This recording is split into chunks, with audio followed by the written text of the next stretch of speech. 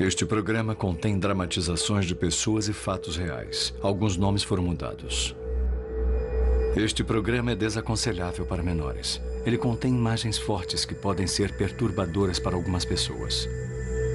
É aconselhada prudência ao espectador. No meio oeste, um jovem desaparece. Seus entes queridos aterrorizados.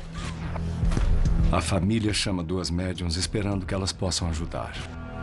Uma família não pode passar por dor maior. Não dá para ficar perto dessas pessoas e não chorar. Na Pensilvânia, um amigo mata o outro. O atirador foge. E a polícia recebe uma ligação de surpresa de uma médium. Eu posso ver a estrutura onde ele foi morto. Eu só lembro de ter ficado aterrorizada como num pesadelo. Você fica aterrorizado. Quando as pistas são escassas e as respostas evasivas, os investigadores às vezes recorrem a investigadores psíquicos. Círculos de inimigos. Em uma cidade pequena do meio-oeste norte-americano, na tarde de 4 de junho de 1994, Jamie Apaco, de 22 anos, conversa com um amigo. Jamie é de uma família muito unida. Valeu, hein? Vai na boa, meu irmãozinho. Mas ele passou a andar com um pessoal perigoso e começou a traficar narcóticos. Naquele mesmo dia, o pai de Jamie descobre que o filho faltou a um compromisso importante. São só poucas horas.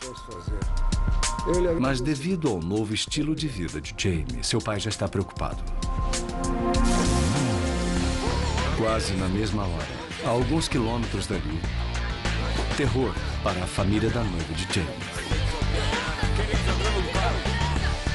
Os homens exigem o dinheiro da droga. A família não entende. Não há dinheiro. Horas depois, a noiva de Jamie volta para casa. Mãe! Mãe! Filha! Mamãe? Eu estou aqui! O que aconteceu?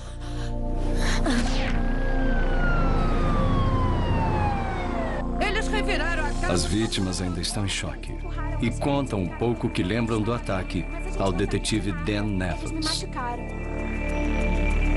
Elas disseram que, assim que os suspeitos forçaram uma entrada, começaram imediatamente a perguntar onde estava o dinheiro e fizeram uma referência ao futuro genro, perguntando onde ele guarda o dinheiro dele.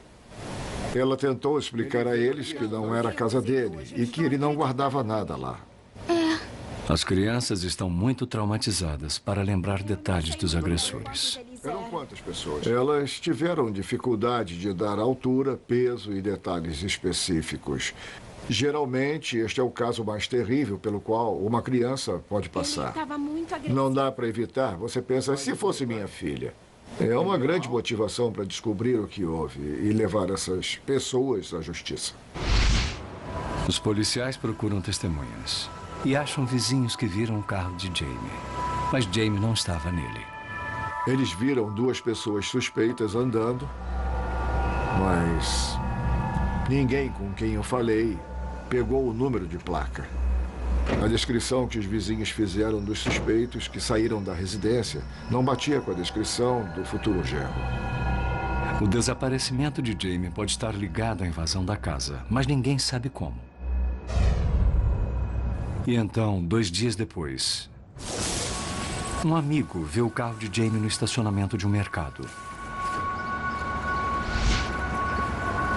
Ele sabe que Jamie está desaparecido e avisa a polícia. Os policiais revistam o carro, mas não acham digitais e nem outras evidências. A ausência de digitais indica que, provavelmente, isso foi parte de um ato premeditado, que muito provavelmente a pessoa que largou o carro lá Já tinha pensado em usar luvas ou teve o cuidado de apagar as digitais de todas as superfícies lisas? A detetive Pam Gary assume o caso.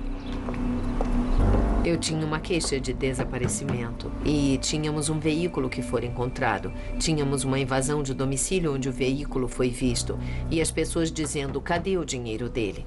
Eu pensei, não é um daqueles casos em que alguém fica cansado da vidinha caseira e resolve sumir por 1 ou 2 dias.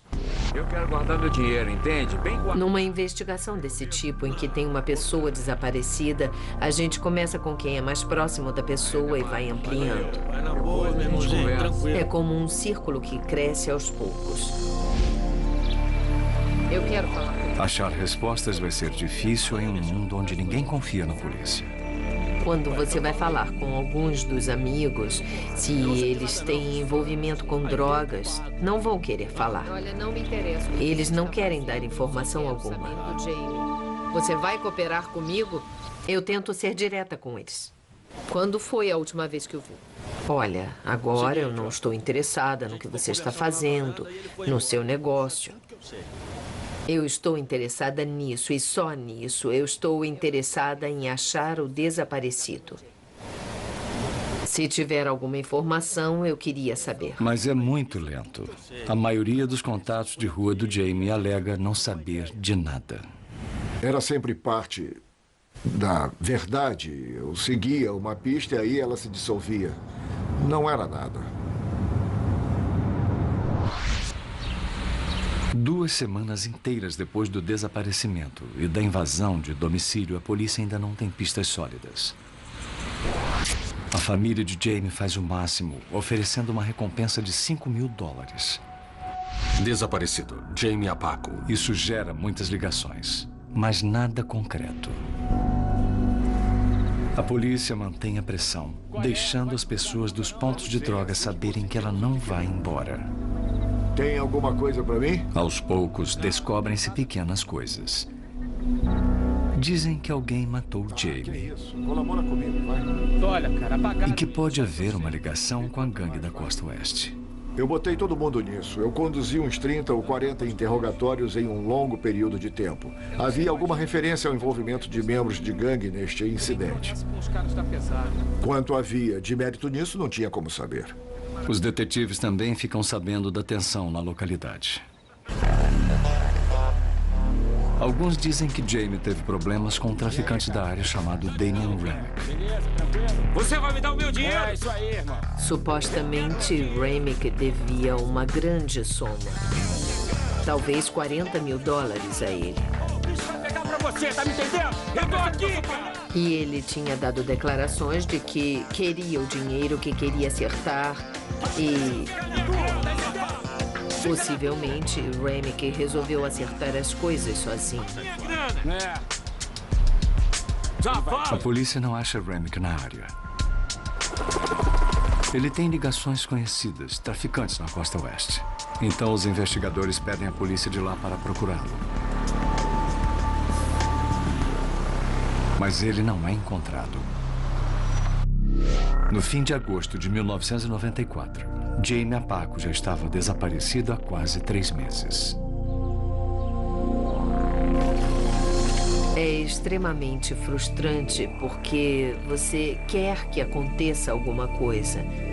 Você quer alguma informação, quer ter uma direção para seguir e não tem nada. É como um silêncio, sabe? Só que o caso está aí e faz mais barulho do que o silêncio. Determinado, o pai de Jamie toma outro rumo. Pois não, Nita. Ele consulta a médium da localidade, Nita Lee, e pergunta se ela se encontraria com a detetive Gary. E qual é o nome da detetive com quem eu vou... A médium concorda. Para Gary, será a primeira vez. O pai dele me ligou e disse que queria que eu falasse com uma médium da região. Num caso desta natureza, onde a informação é quase nenhuma, a gente faz o possível. Então esquecemos os procedimentos e apelamos para tudo.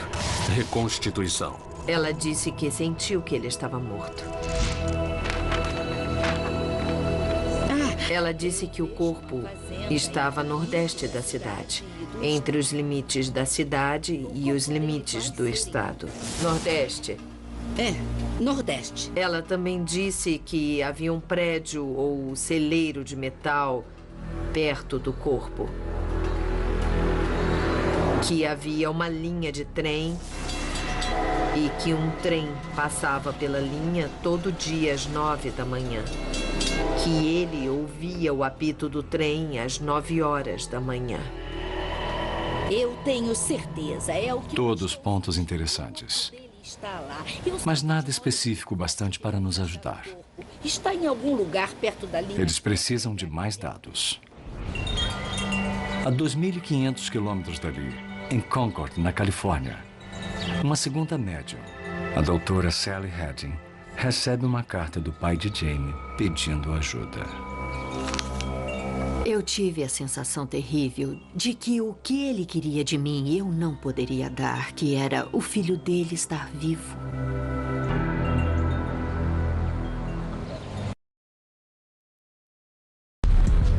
Em 1994, Jamie Apako, de 22 anos, desaparece no mesmo dia em que a família de sua noiva é atacada. Eles forçaram a porta! A polícia ouve boatos de que o traficante de drogas, Damien Remick, está envolvido de algum jeito, mas não consegue evidências. O pai de Jamie manda uma foto do filho para a médium da Califórnia, Sally Heading, esperando que ela possa ajudar. Muitas médiums trabalham com um cachecol ou um anel, talvez. Alguma coisa, uma peça do vestuário que a vítima de assassinato ou desaparecido usava. Eu não preciso disso. Mas uma fotografia é inacreditável. Uma fotografia, para mim, é como se quando a foto da pessoa foi tirada, tivesse um furinho de alfinete na alma da pessoa na fotografia. Tudo que eu tinha sentido me fez crer fortemente que o filho dele tinha sido morto, tinha sido assassinado. Ela vê pistoleiros contratados na costa oeste. E eu senti com muita força que 3 homens tinham vindo. Envolviam um acordo que desandou. Alguém não fez com o dinheiro que devia ter feito. E que havia uma ordem para matá-lo. Central de polícia. Sally liga imediatamente para o detetive Ben Garrick. Sally Heading me disse que sentiu com certeza que ele estava morto. Que ele estava a nordeste da cidade. Que havia uma estrada de terra. Que havia uma placa que tinha a palavra Hereford, ou gado. Havia uma cerca ou alguma coisa a ver com gado ali perto. A detetive Garrick lembra da conversa com a outra médium, Nita Lee. Tanto Nita Lee quanto Sally Heading disseram que ele estava morto. E as duas disseram que o corpo estava a nordeste da cidade. Para mim, isso deu uma certa legitimidade. Sally acredita que o corpo está no chão, enrolado em um lençol azul. Ela também vê linhas de telefone e arame farpado com tiras de pano agarradas. Sally está convencida de que o corpo não vai ser encontrado por ela nem pela polícia. Ela vê caçadores de cervos que o encontram. Sempre que você recebe uma informação em uma investigação assim, tem que provar que ela é falsa ou verdadeira. Não interessa de onde ela venha. Você tem que fazer isso, embora ache que possa estar perdendo tempo. Mas eu queria ir a algum lugar e acho que qualquer investigador iria querer. A detetive vai procurar os pontos que foram vistos. No Nordeste havia uma área como a que elas me descreveram. Eu achei uma terra que tinha uma linha de trem. Tinha um celeiro de metal. Mas a área é imensa. Um corpo pode estar em qualquer lugar. Eu falei com o xerife do município. E ele falou de uma mina abandonada naquela área. E disse que ia checar e voltava a falar comigo. Uma busca na mina resultou em nada. Outro beco sem saída. Em outubro de 1994, ainda não há avanços no caso. E a família de Jamie fica cada vez mais ansiosa. Seu pai pede a Sally para vir ao local tentar outra leitura. A polícia não teve sucesso ao procurar o corpo. Sally está relutante. A minha reticência em ir ao local não era por eu estar ansiosa ou não querer ajudar alguém. Eu não acreditava que o acharíamos. Na verdade, eu disse ao detetive, o de homicídios, ao telefone: ele vai ser achado por caçadores de servos e vão achar o corpo dele por acaso. Mas eu concordei em ir. Eu tenho uma regra rígida num caso criminal: de encontrar o detetive de homicídios no aeroporto, e só ele. Que ele esteja em roupas civis, que tenha um carro civil, que não haja a atenção da imprensa. Eu não quero a energia caótica da atenção da imprensa. Não quero cobertura de noticiários de que estou vindo ou qualquer coisa que esteja acontecendo, porque causa muita desordem. E eu disse: é o seguinte, você me leva até os limites da cidade e eu vou dizer aonde ir. Sally vê os assassinos indo desovar o corpo. Eu sinto. Eles queriam ir bem longe para cobrir os rastros, por assim dizer. Mas eu acho que não queriam ficar horas viajando. Eu também senti que eles não sabiam onde estavam. Ao continuarem para o Nordeste, Sally sente que estão se aproximando. E eu disse: continue, estamos na pista. Chegamos num rancho que tinha o tipo de estrada que eu tinha visto. Era uma estradinha de pedras e tinha um portão do tipo para gado ou cavalos. O tipo de terra, tudo. O terreno é exatamente o que eu tinha visto, com o olho da mente, quando estava no telefone com o pai dela.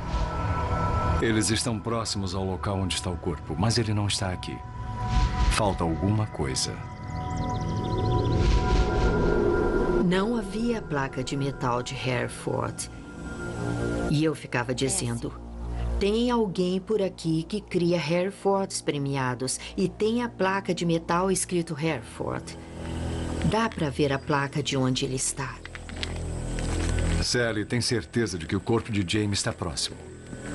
Mas ela sempre disse que ela não iria encontrá-lo. Infelizmente, Sally tem que voltar para a Califórnia naquela tarde. O detetive se oferece para levá-la para visitar a família de Jamie antes dela ir. Vamos passar lá. Eu fiquei muito sensibilizada e disse sim. Oi, como vai? Que bom É um conhecê-lo. prazer conhecê-los. Muito Eu me senti muito, muito privilegiada por poder abraçar todos, dar as minhas condolências, dizer a eles que eu fiz tudo o que pude e que eles não tinham feito nada de errado, que o filho deles não era mau, que ele só se perdeu e para, por favor, eles se agarrarem a isso. Merece. Depois que Sally vai embora, as autoridades conseguem uma permissão para dar uma busca no rancho a que elas levou. Os dois subdelegados que estavam a cavalo procuravam sepulturas recentes. Um corpo, fosse acima ou abaixo do solo. Qualquer terra mexida, diferente no terreno. Não encontraram nada. Mais um mês se passa. E então, em novembro de 1994, mais de 5 meses após o desaparecimento de Jamie, 2 caçadores caçam cervos a nordeste da cidade, na área onde Sally Heading disse que o corpo seria achado. A médium estava certa. No meio oeste, Jamie Apako desaparece por 5 meses até que caçadores descobrem o seu corpo, como previsto pela médium Sally Heading. As autoridades notam que a vítima está enrolada em um lençol azul, o que também batia com a visão de Sally. A cabeça está enrolada com fita. Para mim, parecia uma execução. E com a informação que eu tinha antes, o envolvimento com drogas, talvez uma pessoa devendo dinheiro a outra, eu senti que era muito provável que, se ele tinha sido morto, teria sido uma morte do tipo execução. Perto estão as referências de localização que Sally e a colega médium Nita Lee descreveram. Algumas informações estavam quase que sinistramente corretas. Do outro lado da estrada tinha um grande celeiro de metal. Tinha uma estrada de ferro. Tinha uma placa escrito Gado e Hereford. Tinha arame farpado perto de onde o corpo foi encontrado. Tinha uma estrada de terra que ficava a nordeste da cidade. Havia alguns pedacinhos do que cada médium havia me dito que foram confirmados. Ou seja, não importa como você queira ver, tudo isso estava lá. Uma legista determina que Jamie Apaco morreu de traumatismo craniano, asfixia e perda de sangue por corte na garganta. Mas não há um elo com quem o matou. 2 meses depois, outro avanço no caso. Quando os investigadores descobrem o informante, de acordo com o detetive Dan Evans.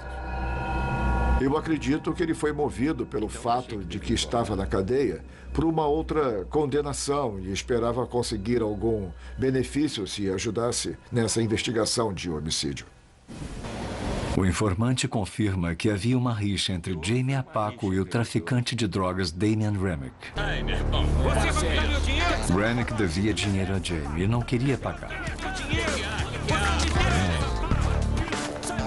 Um acordo que azedou, como Sally Hattie prevê. É alguma coisa com dinheiro que... O informante diz que Remick recrutou 3 bandidos da costa oeste para virem à cidade intimidar Jamie a recuar. 3 homens da costa oeste também faziam parte da visão de Sally. É o seguinte aí, eu sei onde é que... De acordo com o informante, em junho de 1994, Remick e os bandidos se encontraram para planejar o ataque. Jamie apareceu inesperadamente. Que isso, cara? Para! Para!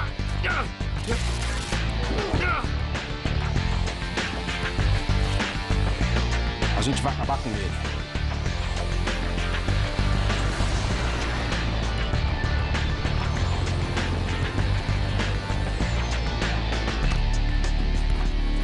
O informante diz que Remick queria ter certeza de que Jamie morreria e cortou sua garganta. Ele queria isso. Ele concorda em testemunhar. Qualquer detetive gosta de chegar a um ponto em seu caso em que suas teorias são provadas, onde suas especulações e conjecturas mostram ser mais do que isso. Provam ser fatos reais do bom trabalho do detetive. Não pode haver nada melhor do que isso. Os investigadores do local chegam aos policiais da costa oeste, que logo acham Damian Remick e o prendem pelo assassinato de Jamie Apaco.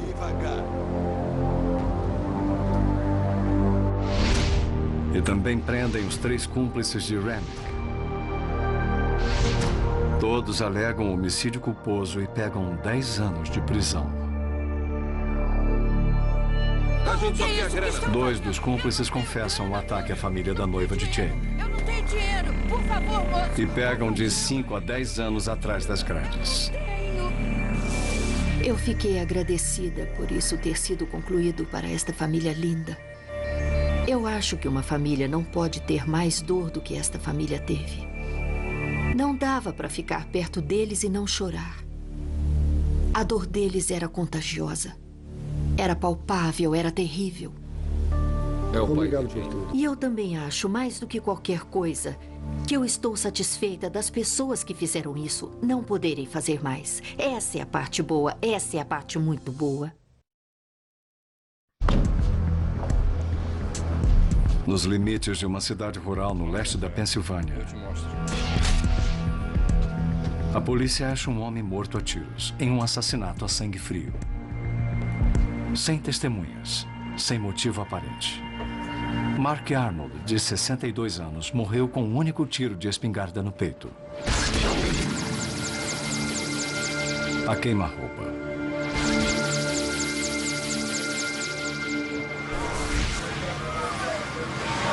Logo após a meia-noite, um telefone toca.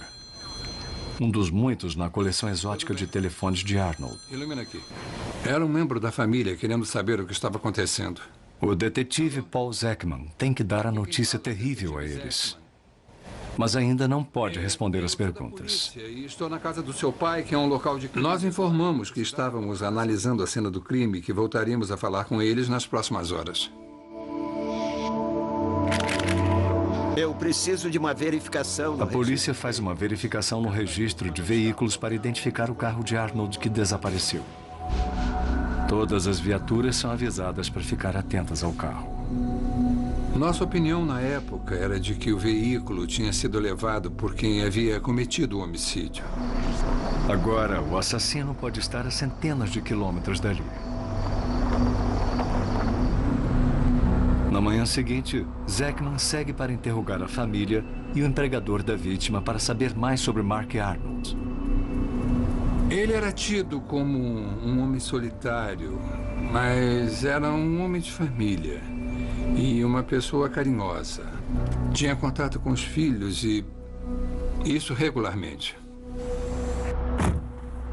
Arnold morava sozinho nos limites da cidade, em uma propriedade de seu empregador. Raramente recebia visitas, a não ser a de um conhecido que às vezes ficava com ele. Essa pessoa era Bob Wise. Nós entendemos pelas entrevistas que tinha havido um desentendimento entre a vítima e Robert Wise. Arnold havia reclamado que o Wise sempre ia pedir coisas, quase sempre comida e cigarros. O que está fazendo aí? Diversas vezes, Wise invadiu e se serviu. Como assim não tinha chave? A casa é minha, sai daqui. A amizade acabara. Arnold até deu queixa na polícia contra Wise, acusando-o de arrombamento e invasão, roubo e fraude com cheques. Mas na época, os policiais não conseguiram localizar Wise. Ele não tem endereço fixo. E agora, Zekman expede um alerta nacional em busca de Wise e do veículo roubado.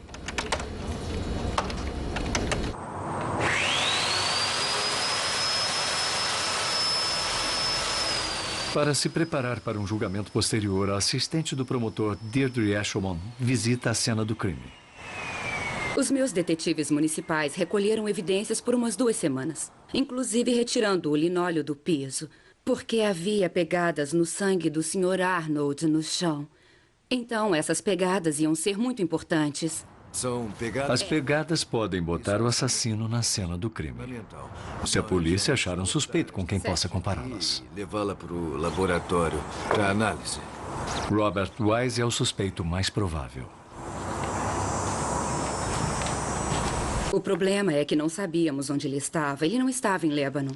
Estava dirigindo um carro que poderíamos procurar, mas procurar onde? E quanto mais o tempo passava, menos evidências íamos achar quando encontrássemos o acusado. Então, o caso estava esfriando. Mas a polícia não está sozinha no caso. De certo modo, havia uma testemunha do crime. Você está errado! Não grita comigo! Na noite do tiro, a médium Jen Helen McGee foi acordada por um pesadelo. Eu lembro de ter o sonho e pude ver a estrutura onde ele foi morto. Mas eu só lembro de estar apavorada como em qualquer pesadelo. Você fica apavorado. Eu sinto como se estivesse flutuando no ar. Me deslocando pelo quarto, vendo os dois rapidamente. Aparece e some. vítima tinha de 20 a 25 telefones. Um dos telefones estava ligado e eu percebi que ele falava regularmente por telefone com o homem que o matou. Por telefone ele falava com o homem que o matou. Esperando ter sido só um sonho, ela volta a dormir. E aí, no dia seguinte, vinha uma voz na minha cabeça dizendo: compre um jornal e compre o jornal de Harrisburg. Por alguma razão, porque normalmente eu não compro. Porque moro em Lebanon e não era uma coisa que eu fazia. A voz disse: compre o jornal. Eu comprei o jornal e lá estava uma foto do prédio do meu sonho. Olha, está bem aqui no jornal. Esse é o prédio que... O marido de Jan Helen diz para ela ligar para a polícia. Para mim, era como estar na cena de um crime e ser a única testemunha. Você tem que ir, embora saiba que a sua vida vai mudar. Você sabe que vai ficar infeliz, que vai ficar mal quando falar sobre isso de novo e que você tem que admitir, mas é a coisa certa a fazer. Alô? Aqui é Janice Helen McGee. A princípio, o detetive Zekman fica cético. Um sonho essa noite e eu estou ligando por isso.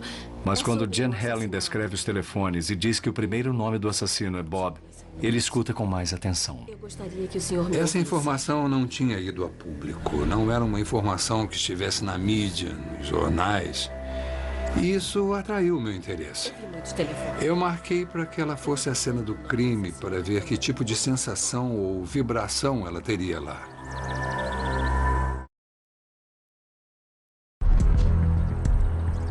Na Pensilvânia, na área rural, depois que Mark Arnold é abatido a tiros, o suspeito Robert Wise desaparece. Olha quantos telefones. Os detetives levam a médio Jan Helen McGee à cena do crime, esperando que ela possa sentir alguma pista sobre o paradeiro do suspeito. É muito estranho estar no local. Eu não me senti muito bem porque isso deixa qualquer um triste. É muito triste. Quando ela vê os telefones que apareceram em seu sonho, ganha confiança. O que viu? Ela diz ao detetive Paul Zekman que vê 2 homens naquela noite. Eu vi... Eu sei lá, eu vi uma pessoa que tinha passado desta para melhor. Mas não é um fantasma, é quase como a visão de uma pessoa, sabe? É quase como eu acho que são os anjos.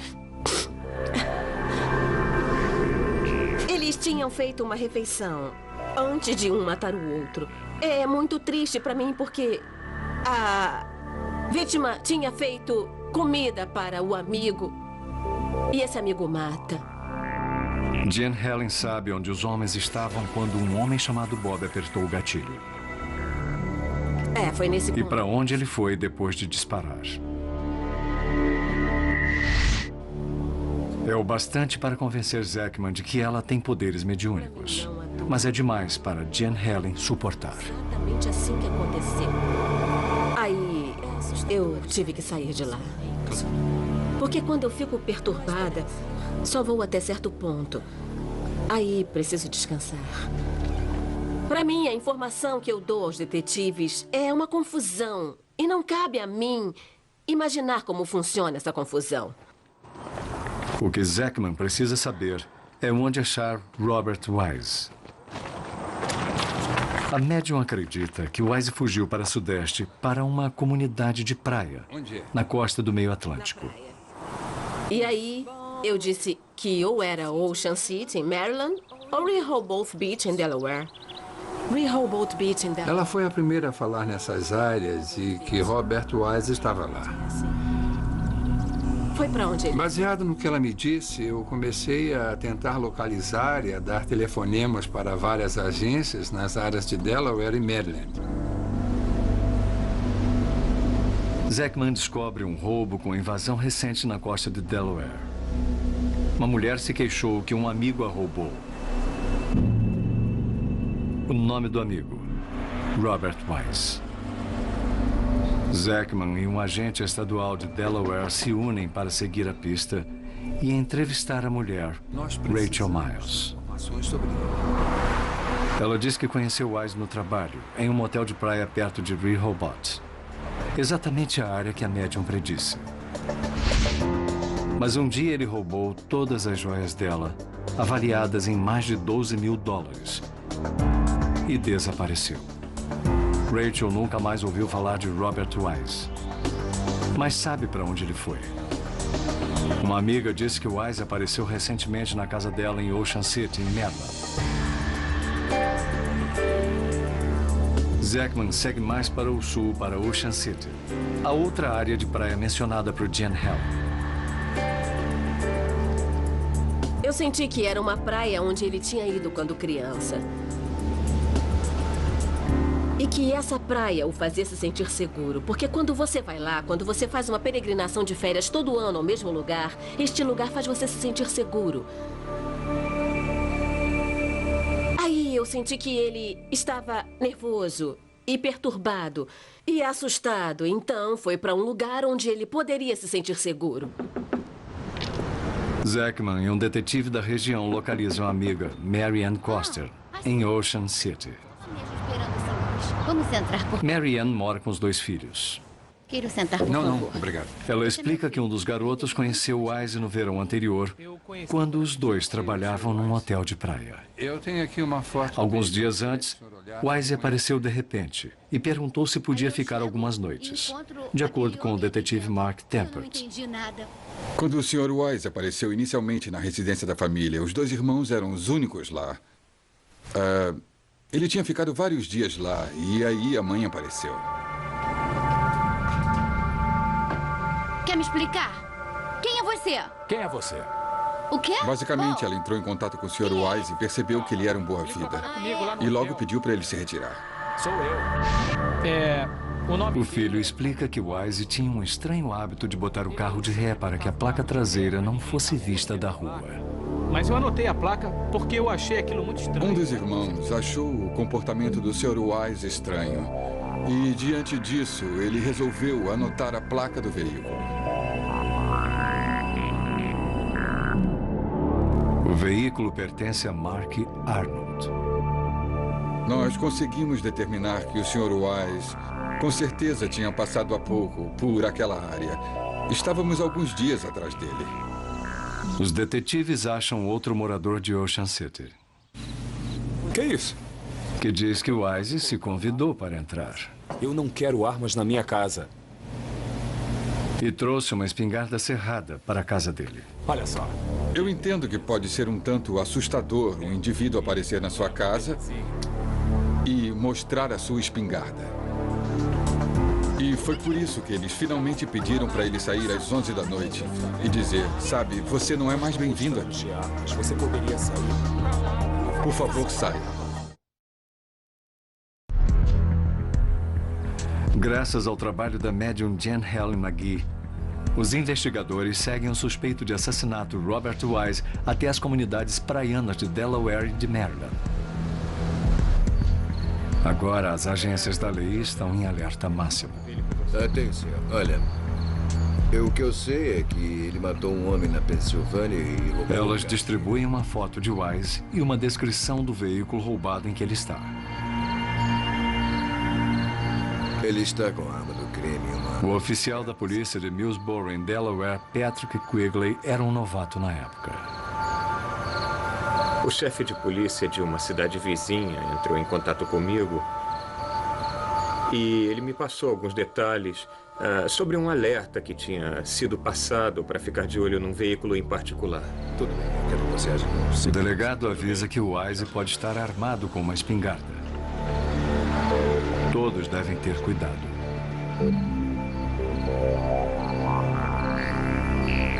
Nem 15 minutos depois, o oficial Quigley vê um carro que se parece com o que o Wise pegou depois do crime.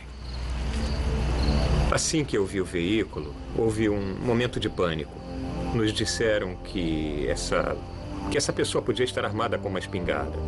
Eu estava sozinho e sendo um novato, só estava na estrada há alguns anos. Sabe, houve uma certa ansiedade. Quigley inicia a abordagem. Mas lembrando do treinamento, o jovem policial para. Ele não pode se precipitar.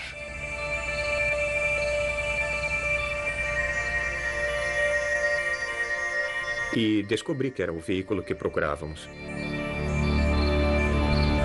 Quigley notifica a central que achou o carro.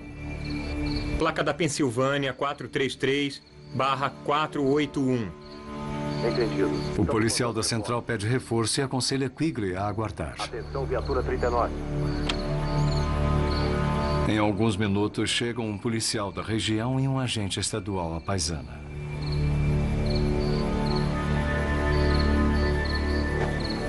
Na época, tanto o policial do município vizinho quanto eu estávamos com espingardas. Então, a gente, sem falar, sabia que o agente era quem ia tentar abrir a porta, porque ele tinha um revólver e também uma mão livre.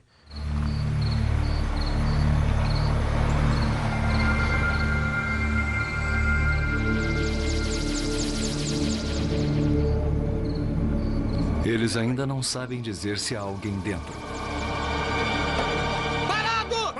Quando o policial abriu a porta, ele se virou e olhou direto para mim. E havia muito medo em seus olhos, tanto medo quanto eu tinha. E ele levantou as mãos e disse que não ia se mexer mais. É Robert Wise. Mas a habilitação em sua carteira é de Mark Arnold, a vítima de homicídio.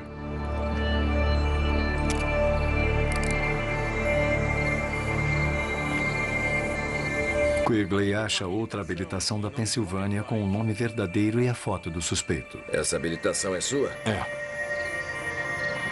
A polícia recolhe uma espingarda cerrada do banco de trás do carro roubado. Felizmente, Wise não a usou quando confrontado.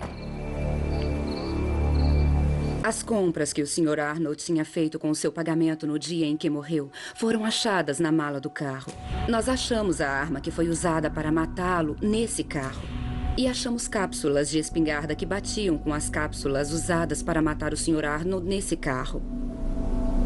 Então, nós tivemos sorte por ele não ter se livrado dessas coisas. A polícia do estado de Delaware autua Robert Wise na delegacia mais próxima.